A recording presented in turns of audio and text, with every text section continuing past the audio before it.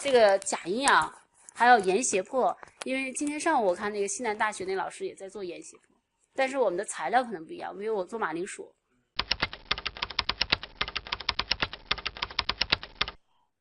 是这样的，我是觉得我们现在在那个主要研究基因功能嘛，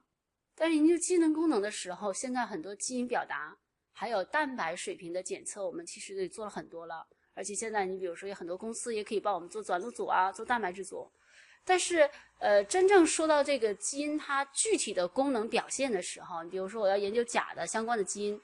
它在这个钾的吸收、钾离子的转运有没有变化，这个可能得需要你们这个技术来完成。因为你看大数据转录组和蛋白质组它都没有直接的这样的一个证据。我之前的话，你比如说我做钾营养哈，我要测这个植物吸钾的情况，我只能去测，就是说通过原子吸收来测一下这个植物里面钾离子的含量。但是这个呢，它是一个积累的过程，它是最终，比如说我们处理了7天以后，它是一个什么样的积累。但是呢，这个 NMT 这个它是一个实时的，对吧？活体的，你可以看到你处理1个小时、2个小时，它的一个动态的这种流速。所以我觉得这个很重要。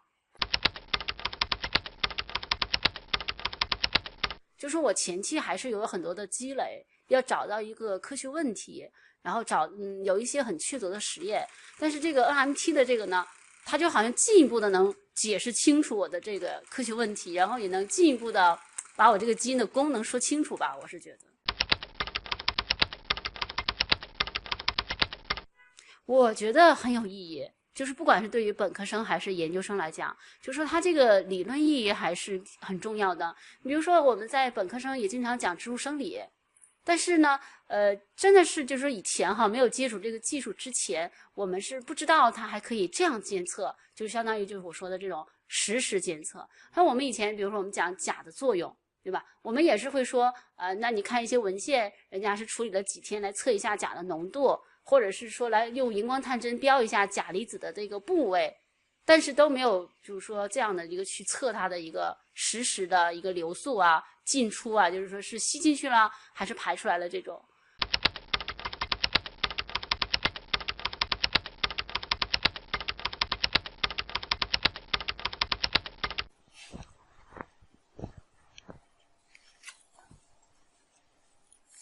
如果您也想将您的 NMT 心得体会、成果专利，甚至您与 NMT 之间爱恨情仇故事向全国研究者分享，欢迎联系中关村 NMT 联盟010-8262-4800，或发送邮件到我们的邮箱。本期节目就到这里，咱们下期再见。